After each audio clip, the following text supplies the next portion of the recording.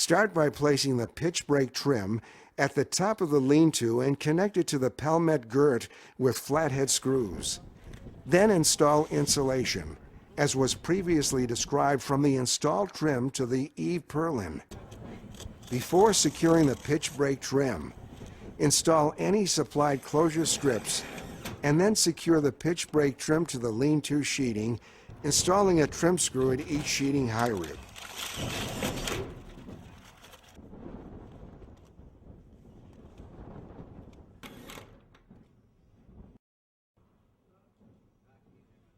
You can then install the Pelmet sheeting. After cutting the sheeting to the proper length, install the sheeting so that it covers the area from the top of the lean-to roof sheeting to the eave of the building.